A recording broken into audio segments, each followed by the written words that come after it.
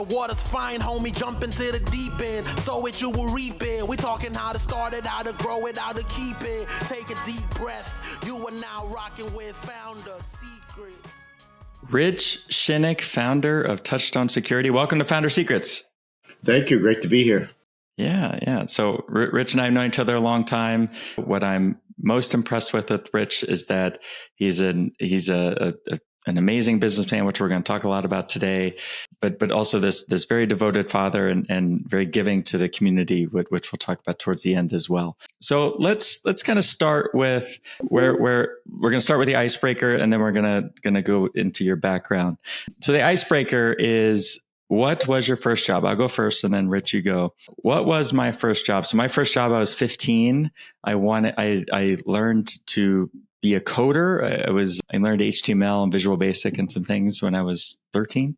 And so my first job was coding websites. It was it's now defunct, but it was at a local web design shop that I found when I was riding my bike. So I rode my bike and I saw this sign for a place called intent.net. And I said, "Oh, I want to work there." So I sent him an email and he said, "Come on in." And I was coding websites my freshman year of high school. Very lucky. And it was a super, super fun job. It set me up for some of the people I met at that job. I started my first company with. So it really, and my second company. So it really set me up for success, and then very grateful for it. What about you, Rich? What was your first job? Well, in this example, the definition of a job can be loosely interpreted. So the technically first job I ever had, something I got paid for, was when I was about, I'm going to call it 8 years old. I lived in Manhattan, and my neighbor across the street from my walk-up apartment building was an elderly woman, and she wanted the Sunday newspaper, right? And she didn't want to walk up one street, to cross Broadway and buy the newspaper from the newspaper stand. We had newspaper stands back then. You really don't see them anymore. And somehow she had asked me, if you would do that, I would give you $5. Now, that's in 1970. It's like $100 today. And it's literally walk one block, buy the newspaper, come back, give her the newspaper, $5. Now, as a young kid, that was a lot of money. And my mom was concerned about me crossing Broadway at that age. I was very young. So she would look out the window. We lived on the 5th floor. She would look out the window and watch me walk up the hill, cross the street, buy the newspaper, come back. So that was my first job. My second job, because I'm not sure if you can count that as a first job, right? So I'll tell you the next thing I did for money. There was a grocery store right on the corner of my street, and they needed someone to stock the shelves, put the soda in the refrigerator, put some boxed goods and dry goods on the shelves. Mostly it was the drinks, and I would have to go down the cellar, get the pallets of, the boxes of drinks or whatever. And it was illegal back then, right? I was younger than the legal age for a minor to work, but it was off the books. And I did that 2 hours, maybe 3 times a week. And I've had odd little jobs like that all through my youth, right? My first real job, if you want to call it that, was I worked for a construction company, and I was doing replacements of sidewalks. So working a jackhammer at, I'm going to call it 15 years old. The hardest job I have ever had in my life till this day is carting off chunks of concrete in a wheelbarrow and operating a jackhammer. So I've had all kinds of weird jobs. I drove a taxi in Manhattan for like 3 years, 12-hour shifts. And I worked in a flea market. I worked at Burger King. I worked in a supermarket, stocking shelves there. My first technical job was working for a law firm on Madison Avenue in their, what they called the data center. Back then, you had a room that was half full with typists and typewriters, and then the other half of the room had computers that were word processing using, Word Perfect, I think it was, way before Microsoft Office. Yeah, so I know it's a long-winded answer, but I've had so many odd jobs, and Now I'm a cybersecurity consultant. I've been doing technology since I was 19. That's when I had that job at the law firm. That's when I started with technology, if you will. The first hard drive came out. It was 5 megabytes. And that was the entire hard drive. That's about the size of an email with one word file attached to it. Yeah, no kidding. You can't do anything with 5 megabytes anymore. So let's back up. You know, what I think is so interesting about your story is these, or how all these things are intertwined, right? So you went from 3 years taxi driver, you were in the Air Force, cybersecurity. Like how do those things flow together? Walk us through the path of how you got to today. Now you run a very successful cybersecurity company. So if I start today, there's this an entrepreneur spirit, right? A lot of entrepreneurs could be described as A-type personalities. A lot of entrepreneurs can be described as workaholics, self-motivation, right? A severe drive, a passion. And I think from a very early age, I had that from a work ethic perspective, right? I wanted the money. I did that newspaper thing. I did all these odd jobs because I wanted to take care of myself. It could have been part of my upbringing, right? I was the oldest of 4, and my parents were divorced. We were very poor. We lived in Manhattan. So I think it was partly to do with that drive of wanting to be independent and wanting to be successful, right? Wanting to climb out of the lower class into the middle class. Getting into technology, I was always tactical, right? I used to watch the construction workers on the block with the backhoe and the crane, and I would stare at it for hours. And my neighbors, my older neighbors, my mother's family, and everyone would always comment on how I would just be staring at these workers for hours as a very young kid. So I always had that self-driven interest in technical things. Wasn't really good at writing or doing art. I could never draw. I was never that type of person. I didn't like reading, but I loved math. I loved science, and I loved things that are technical. The other thing that I like is constantly learning. I don't like to do something that's repetitive. Once I've learned how to do something and I can do it, I want to move on to something else. And I think you need that for technology because technology changes so much and so often. I love to learn. I love to go to school. I love to learn new things, right? And that if that comes naturally, then I think you can be a technologist if you have the aptitude for it as well. But you need to want to learn more. You need to want to constantly develop, if you will. So I think the upbringing gave me some of that motivation, and the first real technical job being at that law firm, running that mainframe and the word processing and getting exposed to computers at the beginnings, quite frankly, really got me into, cyber. Because at that point, after the law firm, I went into the Air Force. And then the Air Force, you want me to go into the Air Force story now? Or okay, so in the Air Force, first of all, I had to get out of the city because I was a crazy teenager. Let's just call it and leave it at that, right? So I wanted to get myself out of there, and I was struggling with finding a real job, and I couldn't afford college. I had gone to college for 1 year down in Embry-Riddle in Daytona Beach, but I was going under financial aid, and it was very hard financially for me to continue to go to Daytona and pay for the board and everything, right? So the services offered paid education. The services offered a guaranteed job. You would take the entrance exam. In this case, I selected the Air Force. And then basically, based on your results, they would give you 11 jobs to choose from. And they would guarantee that if you picked one of those jobs, you would get that job. And so I passed a test. I did very, very well on a test. And they said, we'd like you to take this second test. It's called the D-Lab, the Defense Language Aptitude Battery. All this test is really to do is to determine your ability to learn a certain type of language. So each question of the D-Lab builds on the prior question. And they're basically teaching you in the form of questions a fictitious language. And languages can be grouped into different strains, if you will, or types of languages. Like the Asian languages, the Germanic languages. They're different types of brain function to learn these languages. Anyway, long story short, I passed that test as well. And so I can't prove this, but I have a suspicion that if somebody joining the service passes the D-Lab, you're going to get 11 jobs to choose from.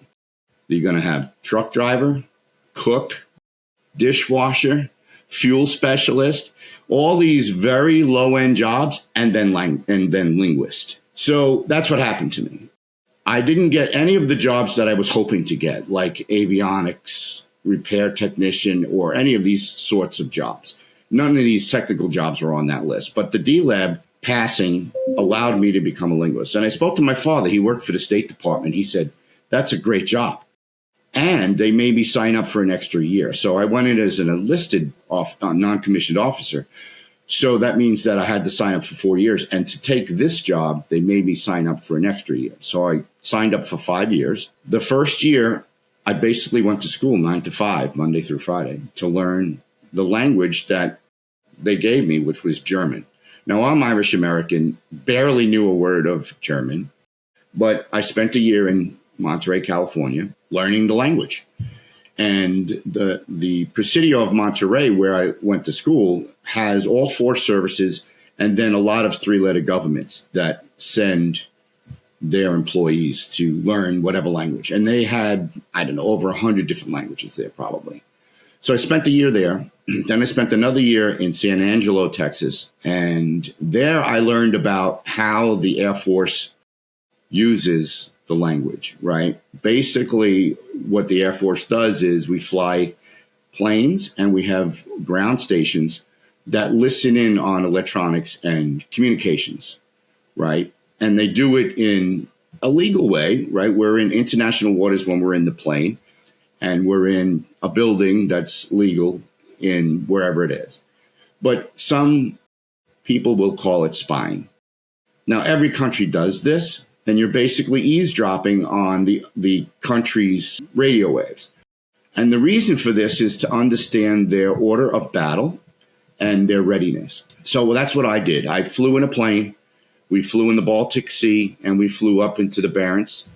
Now, there's no Germans up the Barents. I also had a secondary job in the Air Force doing electronics collection, which wasn't linguistic-based. It was electronics-based. But that job took me 3.5 years, or 2.5 years to be certified, right? 1 year to learn the language, 1 year to learn the order of battle, and then 6 months learning to do the job in the plane. And in essence, what we do was we can report in real time the status of the area. So if we're in the Baltic off of, the Russian coast, we'll report on what we hear and see, if you will, about their Air Force, their Army, their Navy.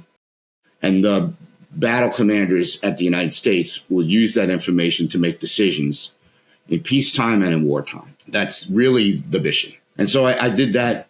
I was based in England. I did it for 3 years. It was wonderful. I learned all about intelligence, and I got exposure to the computers that were bleeding edge at the time, both in the plane and on the ground. And that's really where I got my hook on technology. Yes, the law firm helped, but, it was word processing, not very glorious, right? But the Air Force really brought me up to very cutting edge technologies like fiber optic networks. We had a SCIF, which is basically a room that protects electronic signals from escaping, because we had very top secret sensitive information there, and we had to keep that secure.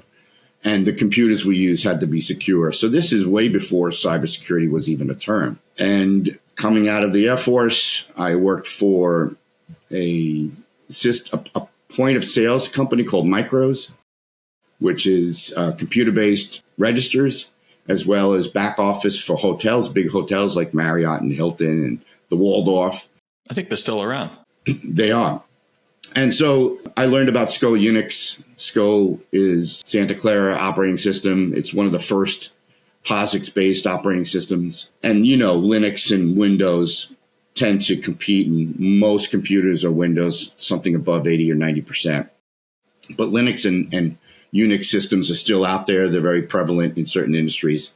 And so I got that experience. And then, of course, everyone needs to know Windows because it's ubiquitous. So I've been exposed to both sides from that perspective. I also worked at the Hospital for Special Surgery, 5 years, Upper East Side. So I was exposed to the medical industry. I was in operating rooms working on computers in full gown while they're replacing someone's hip.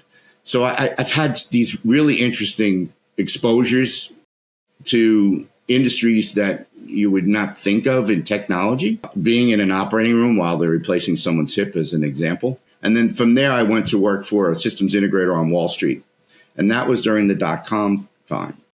So late 90s, dot-com was a general term for the explosion of online systems, the World Wide Web, right? The browser, all of these technologies. And we did very interesting projects there, one of which was a online discount broker firm called National Discount Brokers. And I basically designed with others their online presence, their network configuration, their firewalls. And my one claim to fame is for technology. So the first firewall that Cisco sold was called a PIX, P-I-X. That was an acquisition, and the acquisition was of a company called PIX, and I worked on PIX serial number 0 and 1. Wow. So I actually could say that Victor Hans Renrick and myself, my colleague and myself, worked on the very first 2 firewalls that Cisco ever made.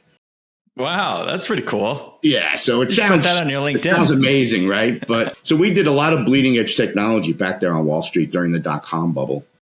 And then, of course, in 2000, you had the millennial issues, but then you also had this concept that it was going to crash, and everyone was talking about it. And basically, the company I worked for at that point went public, and everyone was bailing ship because they were going bankrupt. And I saw that. So at that point, I actually had my own company, my first company. In 98, a friend of mine from college came to me and said, I'd like you to help me with technology at this company I work for. And I said, well, I have a full-time job and, I have young children at this point. And he said, yeah, but I could really use your help and we'll pay you. And I said, well, I'll have to get permission for that. So I went ahead to my company and I said, look, I have a colleague of mine who works for this company on 92nd Street. And they would like me to do a few hours of work with them. And to make it worthwhile, they're willing to buy the hardware from us if you allow me to do services for them on the side, and I won't jeopardize the hours and commitment that I have. And they agreed. So that's how I started my first company in 1998. And I made $50,000 that year just from that one client. Wow. On the side. So I was like, wow, being a business owner, working for yourself, this really feels good, right? Good money, flexible hours, and the clients are great, right? So that's how I got started. And then the dot-com bubble was about to burst. This company was going out of business. And a colleague of mine and myself were probably doing 85% of the clients that were currently using this company that was going out of business. So he and I agreed to join and continue on my entrepreneurial journey. He had not been an entrepreneur before that. I had that 2 years of experience on the side. And then we decided to start my second company, STI Group. And we started that company. At that point in time, we didn't have enough revenue to pay for both of us. So we agreed. I had a lot more expenses than he did at the time. So he went full time. All the money went towards him. And I went and got a job. And I got a job at Goldman Sachs. So I worked at Goldman Sachs, also down on Wall Street, Liberty Place. And I worked there for 6 months. And at that point, we couldn't handle the workload any longer. First of all, working at Goldman Sachs is a significant workload to begin with. And then with the growth that we were experiencing at that point, I had to leave Goldman. And I told my father this, and he was shocked. He's like, how can anyone leave Goldman? It's a fabulous company. It really is. And I enjoyed working there, except I had to go to a cubicle every day. I had to go to meetings every day. There was a lot of red tape. It's a very large corporate environment. And it just wasn't for me. The excitement of working for myself and being exposed to so many different things, not just that one hat that you wear, it was an easy decision for me, but it was shocking to my dad to leave Goldman. But I did. Goldman was shocked too. I felt bad about it, but they're a very big company. They're fine without me. And they still miss you today. Yeah, I'm an alumni. They have a very active alumni program. And you talked earlier about some of the volunteering that I do. They're a sponsor of this organization called ACP, American Corporate Sponsors, I think they're called, where they provide mentors to folks coming out of the military who want to acclimate from a military job to the real world, if you will. And so I've mentored a number of different veterans, basically, in that capacity. So that's one thing that Goldman gave me that I'm proud of. It's a great organization. There's lots of them like that, but that one was really nice to be able to mentor. I mentored for another organization called IQ4. That's focused on cybersecurity and helping young students going to college to understand the cybersecurity industry. And it's sort of like an add-on to a university's, 2-year and 4-year degree programs. So it's extracurricular, if you will. And I participate as a mentor in that program as well. Why is that important? Why is that important to you? You're also a volunteer fireman. I mean, you do all these things. Why are these things important to you? Well, I think that it helps me feel good about myself. I feel very accomplished. I've climbed the ladder, so to speak, of life. And I think that you think getting better or trying to make yourself better is a very hard thing because you've never done it before and it's foreign, it's unknown. And I think that adds unnecessary barriers in your brain, right? And by having somebody tell you, oh, do it this way. Yes, you can learn from experience. I get that part, right? That's the best way to learn something is through experience. But sometimes it may take you 2 days to fix that printer problem that somebody could fix in 5 seconds. And if they would just explain to you how to go about understanding troubleshooting and how to go about finding an answer to something, right? A mentor's a great way to find an answer to somebody. Pick up the phone and say, hey, Rich, I know you've done a lot of this and I'm trying to do it and I'm just struggling here. How do you do it?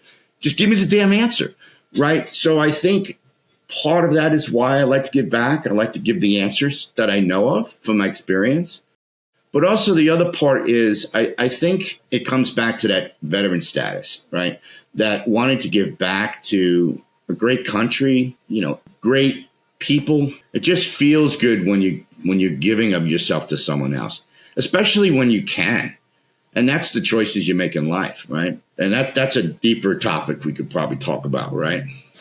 Well, I love that you're talking about it and that you're so passionate about it, because I think that a lot of, we've had hundreds of guests on here, and a lot of what we talk about on here and in entrepreneur circles are the successes, right? So we talk about the upside of entrepreneurship. We also talk a lot about the downside, but this is a different side, the giving back, the satisfaction that you're talking about in giving back and the shortcuts you enable other people to make.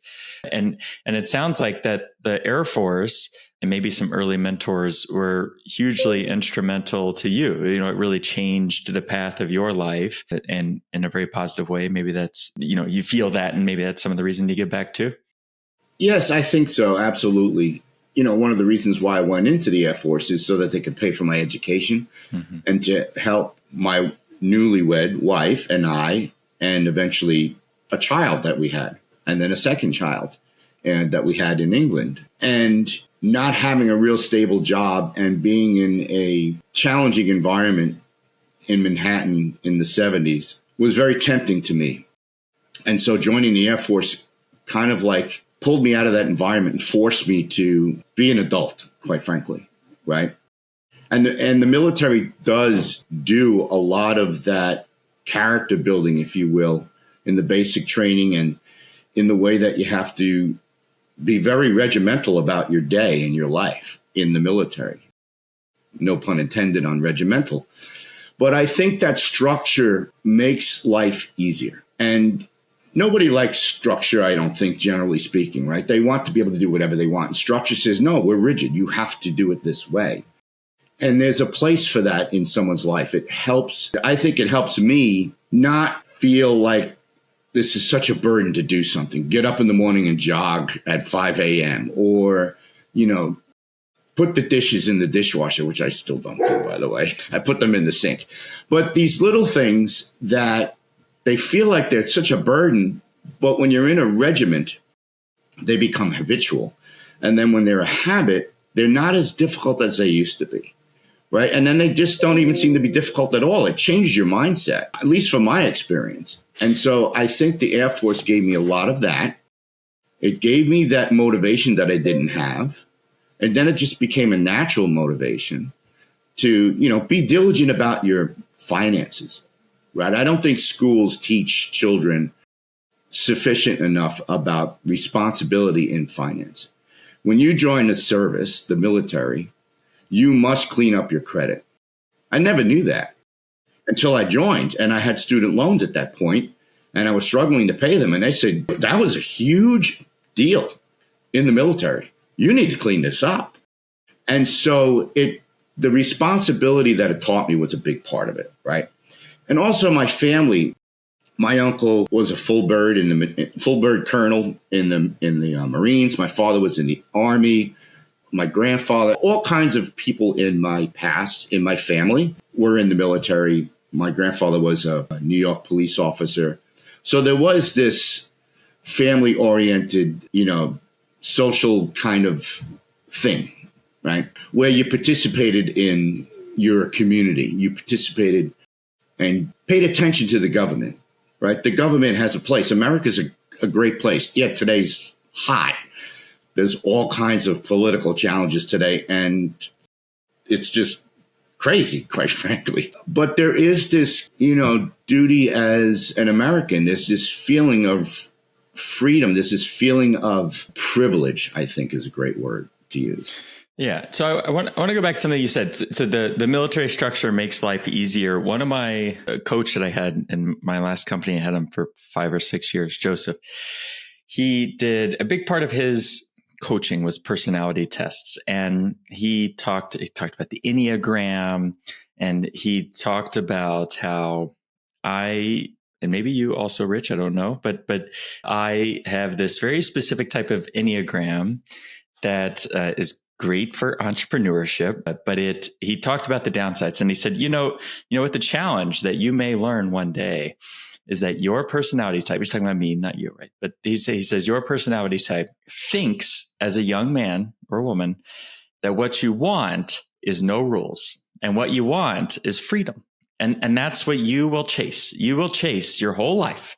You will chase this idea of no rules, no limits, freedom, do whatever you want. And that's what you think the key to happiness is. And that's why you went into entrepreneurship, which is why I went into entrepreneurship. I started my first company when I was 19. I never graduated college. I failed my freshman year of high school. All these things were because I hated authority and I hated rules, and anyone giving me rules, I fought back. And so Joseph, the coach, he said, what you'll learn one day is that your personality type, the true path to freedom and the true path to happiness is structure. And that's the trick. Like the trick is the sooner you learn that, the sooner that you learn that the structure and the rules actually enable happiness and create happiness, and that the thing you've been running away from your whole life is the trick, is the key to your happiness. The sooner you learn that, the sooner you'll be successful. And that's always stuck with me. And it really came back when you said that about the military structure makes life easier. These things I'm hearing from you, I see in who I know you as a businessman today. I see you as a very structured person. I see, and what it seems like is that maybe some of that came from the military. But let's go to STI in kind of the modern day. So you built STI into quite a formidable force.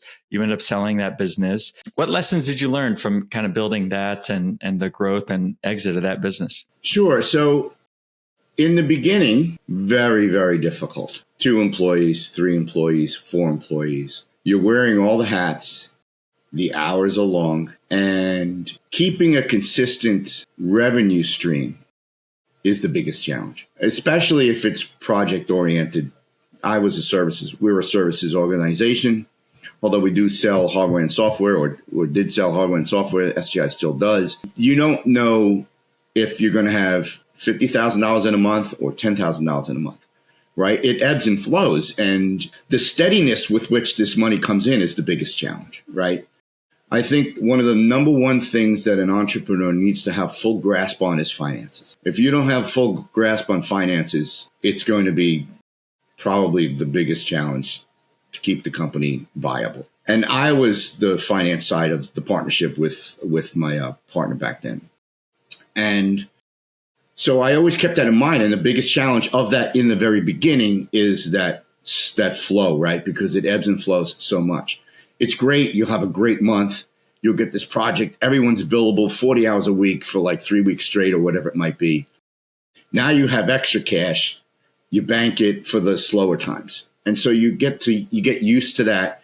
You get to understand that. Maybe you get a line of credit, which is great, except for today, the interest rates are ridiculous. But that has to be under control. Once I had that under control, the other challenge in the beginning is I'm working in the business, not on the business. As an entrepreneur, you want to get to that state where you work on the business and you're not in it. That took me 15 years to learn. The first challenge was I wasn't thinking in those terms in the beginning. I joined EO 16 years ago, Entrepreneurs Organization, and that was the thing that I heard the most. Work on the business, not in the business. And I embraced it. And for 5 years, I focused on that. As I'm growing the business, I'm also trying to figure out how can I get to not be a billable entity in the company. Now, I had a conflict with my partner because he felt that even the business owners should be billing sufficiently enough to carry their salary.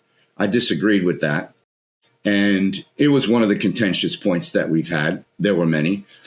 But anyway, I focused on this. As I'm growing the business, I'm focusing on how can I get others to do what I do when I build my clients. And so I would focus on elevating the folks that I hired. We hired really well. I got my best hires from teaching. I taught at New York University and at Columbia. And I taught courses that were, let's call it 19 to 20 students. And I would offer jobs to the best students. And they were the first hires in my company. It was a fabulous way to recruit because I would have 3 or 4 months with them before I decided to even consider them for hire. How many folks can spend 3 or 4 months with a prospect? They're probably going to get a job by then anyway, right? So it really worked out well in the beginning for me to do that. And so I hired great people, and then I mentored them to become the person that would do the stuff that I was currently doing, the high-end client work and managing projects and managing people. And that really, really worked out well. So when we got to 15 employees and towards 15 and 20, maybe a little more than that, it became evident that I needed to put middle management in. Maybe it was closer to 30. And we had, at the beginning, it was one happy company. But then I started to develop divisions. And that when we were about 50 employees, we had 5 different divisions. Each division had a responsible person who ran that division. So I wound up putting middle management in place. All along this journey, I'm thinking, I want to work on the business, not in the business. How can I do that? So one of the things I did was everybody has a responsibility and a job description, and they're the number one responsible person for X, Y, and Z. Whatever that list looks like should be in the job description. For me, I had it in there. But they also should have a secondary person. They get sick. They have vacation, right? Maybe they get overwhelmed at one point and they need a little help. I don't want them coming back to me to do that, right? I taught them all these things and delegated so that I can work on the business, not in the business. I can't have them coming back to me. So I would always have a secondary for every position and or every set of tasks, if you will. And it was the primary person's responsibility to teach the secondary how to do it so that the secondary learns how the primary does it, and I would oversee this. And if they ever had problems, they'd come to me. And I would also use a wiki. Wikipedia is an example of a wiki. It's basically a website that you, as a regular user, could edit and change, right? That's kind of like a wiki is. And we use Confluence, and I put everything in there. So if I taught someone or mentored someone as to how to reconcile the books. And there's an issue they come across and they don't know how to do it. I said, well, did you look at the wiki? Because people, you can show them these things and they're not going to do it anyway. They just tend not to do it. They come to you because you're the answer man. I said, you have to go to the wiki first and see if the answer is there before you come to me. So I'm always focused on getting them to be able to do the job without my help. Come January 2016, 3 weeks in, it was a Monday morning. I sat down at my desk. I opened up my inbox. I had nothing to do. The very first time in my life, I felt that, and it was amazing. I felt like I made it. I finally am working. I can work on the business. I don't have to work in the business. It was great. A great feeling. That's so, if I'm looking back at myself 10 years ago, some of the things that you're talking about, I would have not rolled my eyes at, but I'm like, that's not important. And now I look at these things, the structure that you're talking about, a primary person who kind of does the job, and then they train their backup, and there has to be a secondary person. And some of what you talked about with recruiting, I love the idea of being a teacher to kind of see who the great employees are. But now I look at the things that you're saying, and there's such wisdom in creating these processes. There's such wisdom in creating models so that employees can work without you, so that, the entrepreneur or the manager, or whomever, is not kind of the cog that everybody else is waiting on. And then kind of hearing the panacea of January of 2016. So let's kind of fast forward to modern day. So you ended up selling that business, and now you have Touchstone. Can you speak a little bit to, when people hear about cybersecurity, nowadays it's everything from ransomware, which I know you have a lot of experience in, to, data breaches and, Experian gets hacked and should I care? But, if somebody listening to this is a founder, maybe they have a small business, like should a small business owner care about cybersecurity? I don't know if some of these people are your clients. Should they care about cybersecurity? Like, what do you think? So one of the biggest challenges of small businesses is ransomware. And it is amazing how every year the hackers get better. You would think, the security technology keeps getting better and better and better. Yeah, but so do the hackers. And there are a fair amount of them out there that are also state sponsored. So they have practically unlimited budgets for this. And they're set up as businesses. They're literally businesses. And there are businesses who cater to these hacker businesses, legitimate businesses. It's quite interesting and somewhat crazy in a way. So I could be an average business owner that is in the hacking industry. I'm a hacker and I'm in it for money. And I don't need to know about hacking. I can go to a SaaS provider who provides all the tools for me. All I have to do is sign up an account, pay them X amount of months for my SaaS, and use it to hack companies. It's that crazy. So what can small businesses do? You can Google top 5 things I should be doing to protect myself from cybersecurity. It's pretty ubiquitous. The challenge is not getting the knowledge out there. You're probably being told by your IT person or your MSP, we need to be doing multi-factor authentication, right? So the knowledge is there. The challenge is actually doing it and not letting it slip. You must always have multi-factor authentication enabled. You must turn off accounts when an employee leaves the company. You must practice least privilege. What does that mean, least privilege? That means that you only have access to things that you need to do your job. Anybody who logs into a computer at a company, any employee, even the owner, should not be an administrator of that computer. You should not be able to install software. How many businesses can say, yes, none of my employees has the ability to install software on their own computer, including me?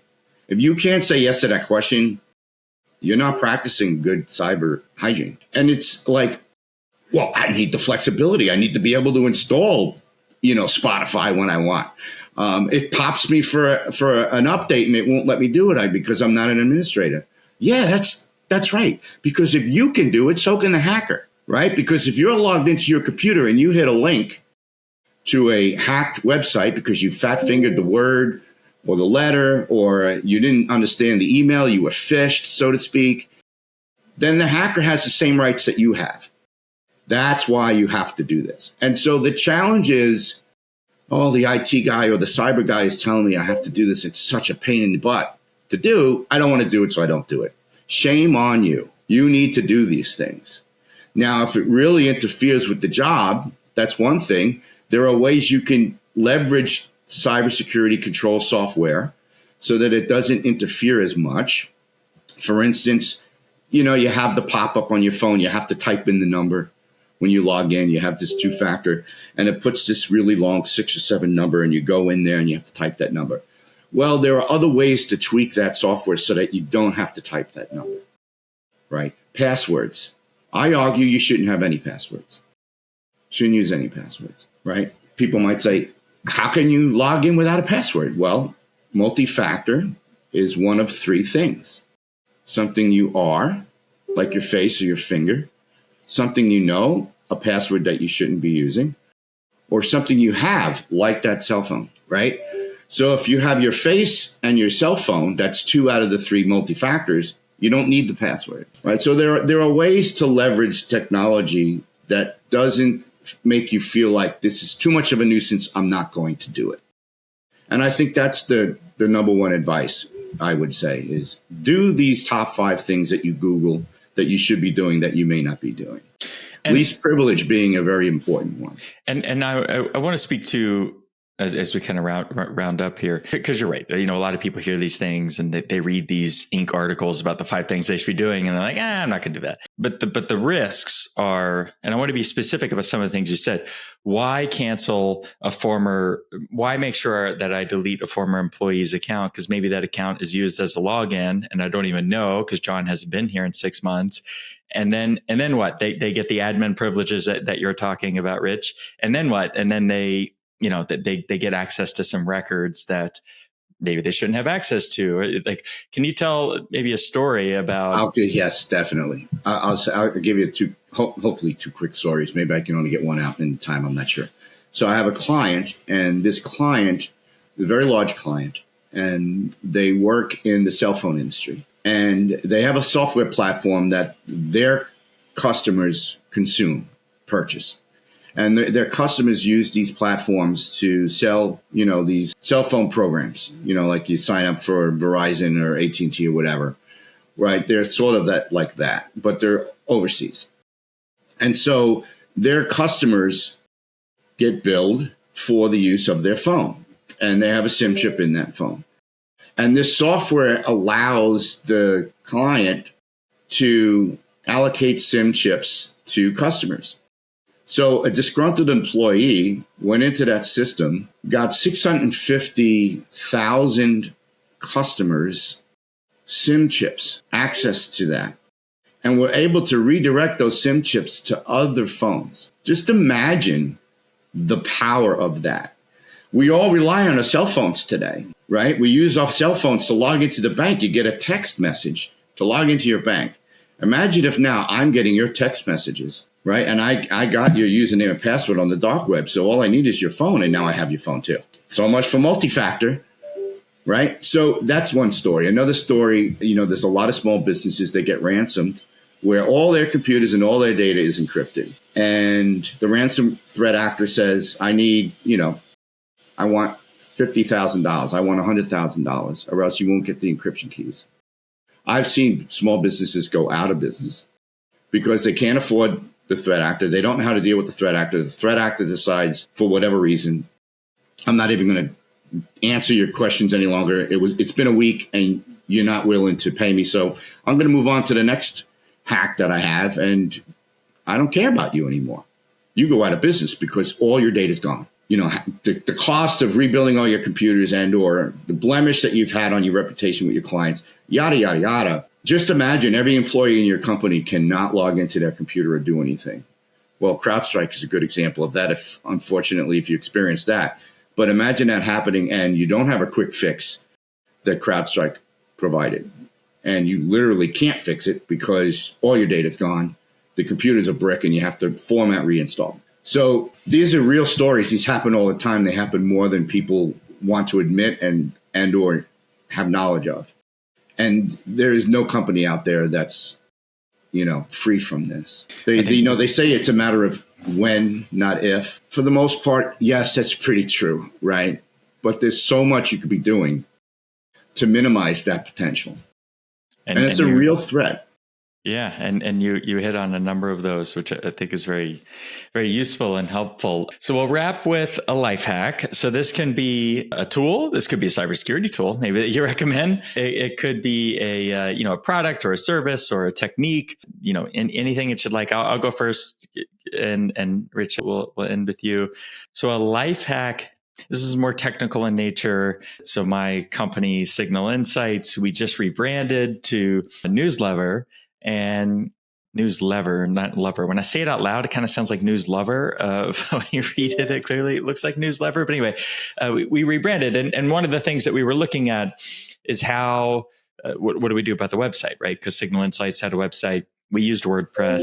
I've used WordPress for years. In my last company, we used WordPress for some of our clients and for us. And I don't know, WordPress has just been the default for me. If I'm building landing pages, it was just easy. And someone on our team, Amber, shout out to Amber, she said, I think we should stop using WordPress. We should move to Webflow. And she showed me some of the things that Webflow could do. And it just seemed like a more modern WordPress. And I'm so grateful because the new newsletter website looks great. It's like easy to manage. It looks super modern.